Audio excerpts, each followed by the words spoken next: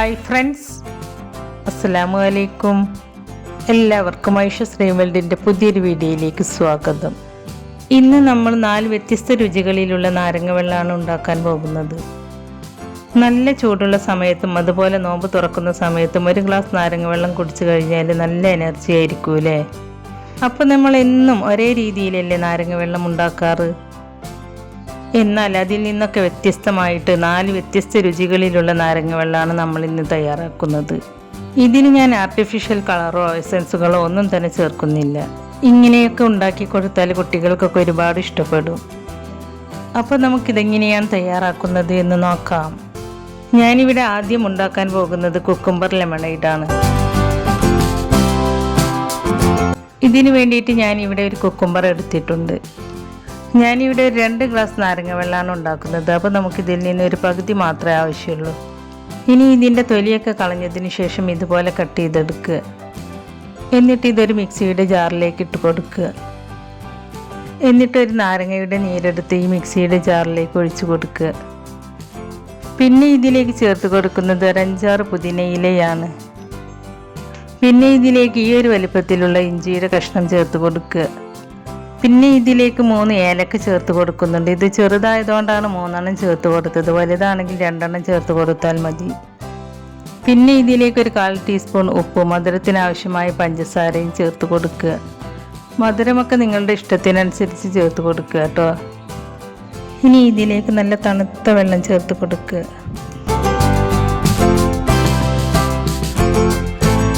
ഇനി ഇതെല്ലാം നന്നായിട്ടൊന്ന് അരച്ചെടുക്കുക. ഇത് പെട്ടെന്ന് തന്നെ അരഞ്ഞു കിട്ടും. ഇത് ഒരുപാട് നേരം അരച്ചെടുക്കേണ്ട ആവശ്യമൊന്നുമില്ല. ഇപ്പം നമ്മുടെ കുക്കുംബർ ലെമണേഡ് ഇവിടെ റെഡി ആയിട്ടുണ്ട്. ഇനി ഇതൊരു സ്റ്റെയിനറിൽ വെച്ചിട്ട് അരിച്ചെടുക്കുക.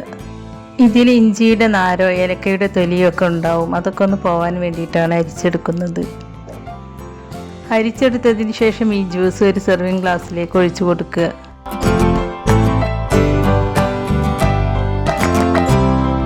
അതിനുശേഷം പച്ചമുളകിൻ്റെ നല്ലൊരു ഫ്ലേവർ കിട്ടാൻ വേണ്ടിയിട്ട് പച്ചമുളകിൻ്റെ വാൽഭാഗത്ത് നിന്നും കുരുവൊന്നും പെടാതെ ചെറുതായി കട്ട് ചെയ്തതിന് ശേഷം ഈ ജ്യൂസിലേക്ക് ചേർത്ത് കൊടുക്കുക. അപ്പോൾ നമ്മുടെ കുക്കുംബർ ലെമണേഡ് ഇവിടെ റെഡി ആയിട്ടുണ്ട്. നല്ല ടേസ്റ്റി ആയിട്ടുള്ളൊരു ജ്യൂസാണ് ഇത്. അപ്പോൾ നിങ്ങളെല്ലാവരും ഇതുപോലെ ഒന്ന് തയ്യാറാക്കി നോക്കൂട്ടോ. അടുത്തതായിട്ട് തയ്യാറാക്കാൻ പോകുന്നത് വാട്ടർമെലോൺ ലെമണേഡാണ്. ഇതുണ്ടാക്കാനായിട്ട് ഈ ഒരു അളവിൽ വാട്ടർമെലോണിൻ്റെ ഒരു പീസ് എടുത്തിട്ടുണ്ട്. ഇനി ഇത് കുരുവൊന്നുമില്ലാതെ കട്ട് ചെയ്തെടുക്കുക. അതിനുശേഷം ഇതൊരു മിക്സിയുടെ ജാറിലേക്ക് ഇട്ട് കൊടുക്കുക.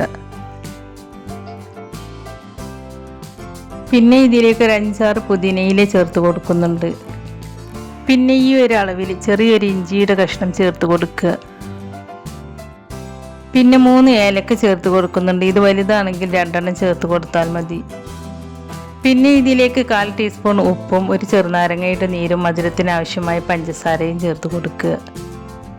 എന്നിട്ട് വെള്ളമൊന്നും ചേർക്കാതെ നന്നായിട്ട് തന്നെ അരച്ചെടുക്കുക. ഞാൻ ഈ വാട്ടർമെലോൺ ഫ്രിഡ്ജിൽ വെച്ചിട്ട് നന്നായിട്ട് തണുപ്പിച്ചെടുത്തതാണ്. ഇനി നിങ്ങൾക്ക് ഈ തണുപ്പ് പോരാന്നുണ്ടെങ്കിൽ സെർവ് ചെയ്യുന്ന സമയത്ത് ഐസ് ക്യൂബ് ഇട്ട് കൊടുത്താൽ മതി. അരച്ചെടുത്തതിന് ശേഷം ഒരു സ്റ്റെയിനർ വെച്ചിട്ട് ഇതൊന്ന് അരിച്ചെടുക്കുക. അപ്പോൾ ഇതിൽ ഇതുപോലെ ചെറുതായിട്ട് അരയാത്ത ഭാഗങ്ങളൊക്കെ ഉണ്ടാകും. അതൊക്കെ ഒന്ന് പോകാൻ വേണ്ടിയിട്ടാണ് നമ്മൾ ഇത് അരിച്ചെടുക്കുന്നത്. ഇനി നമുക്കിതൊരു സെർവിങ് ഗ്ലാസ്സിലേക്ക് ഒഴിച്ചു കൊടുക്കാം.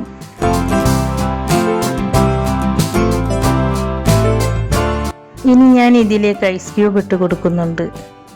പച്ചമുളകിൻ്റെ നല്ലൊരു ഫ്ലേവർ കിട്ടാൻ വേണ്ടിയിട്ട് അധികം എരിവില്ലാത്ത പച്ചമുളകിൻ്റെ വാൽഭാഗത്തിൽ നിന്നും ഒരു കഷ്ണം എടുത്ത് അത് ചെറുതായി കട്ട് ചെയ്തതിന് ശേഷം ഇതിലേക്ക് ചേർത്ത് കൊടുത്തിട്ടുണ്ട്. ഇപ്പോൾ വളരെ ടേസ്റ്റി ആയിട്ടുള്ള വാട്ടർമെലോൺ ലെമണേഡ് ഇവിടെ റെഡി ആയിട്ടുണ്ട്. അടുത്തതായി നമ്മൾ തയ്യാറാക്കാൻ പോകുന്നത് മിൻറ്റ് ലെമണേഡാണ്.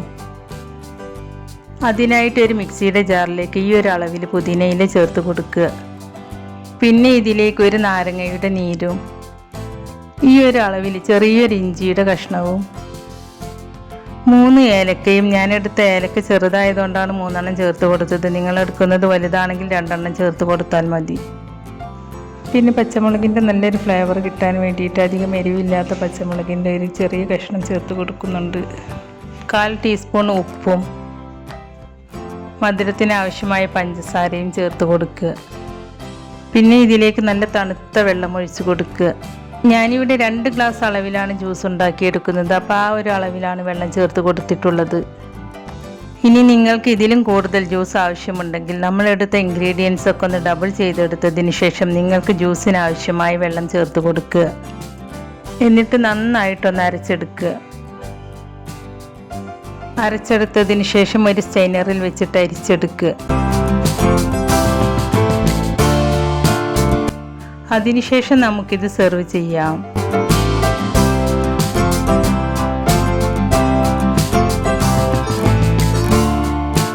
ഇനി ഞാൻ ഇതിലേക്ക് ഐസ് ക്യൂബ് ചേർത്ത് കൊടുക്കുന്നുണ്ട്.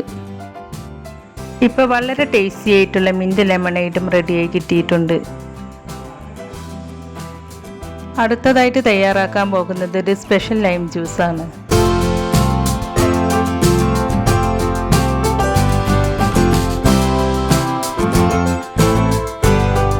അതിനായിട്ട് ഒരു 6 കാഷ്യൂ നട്ട്സ് 1 മണിക്കൂർ മുമ്പ് വെള്ളത്തിലിട്ട് വെച്ച് കുതിർത്തെടുത്തതിന് ശേഷം ആ വെള്ളത്തോട് കൂടിയിട്ട് ഈ മിക്സിയുടെ ജാറിലേക്ക് ചേർത്ത് കൊടുക്കുക. ഞാൻ ഈ കാഷ്യൂ നട്ട്സിൻ്റെ നടുവൊന്ന് പൊളിച്ചതിന് ശേഷമാണ് കേട്ടോ സോക്കാവാൻ വെച്ചിട്ടുണ്ടായിരുന്നത്. പിന്നെ ഈ ഒരു അളവിൽ ചെറിയ 2 കഷ്ണം ഇഞ്ചിയും പിന്നെ ചെറിയ 4 ഏലക്കയും വലിയൊരു നാരങ്ങയുടെ നീരും പിന്നെ ഇതിലേക്ക് മധുരത്തിന് ആവശ്യമായ പഞ്ചസാരയും ചേർത്ത് കൊടുക്കുക. എന്നിട്ട് നന്നായിട്ട് തണുത്ത വെള്ളം ഒഴിച്ച് കൊടുക്കുക. ഇത് ഞാൻ 2 ഗ്ലാസ് അളവിലാണ് ഉണ്ടാക്കിയെടുക്കുന്നത്. അപ്പോൾ അതിനാവശ്യമായ വെള്ളമാണ് ഞാൻ ചേർത്ത് കൊടുത്തിട്ടുള്ളത്. എന്നിട്ട് ഇത് നന്നായിട്ട് തന്നെ അരച്ചെടുക്കുക.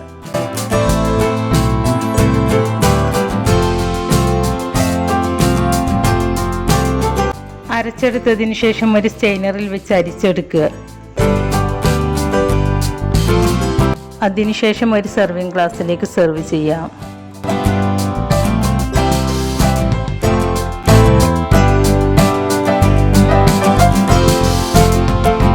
ഇപ്പോൾ വളരെ ടേസ്റ്റി ആയിട്ടുള്ള 4 വ്യത്യസ്ത രുചികളിലുള്ള നാരങ്ങ വെള്ളം റെഡിയായി കിട്ടിയിട്ടുണ്ട്.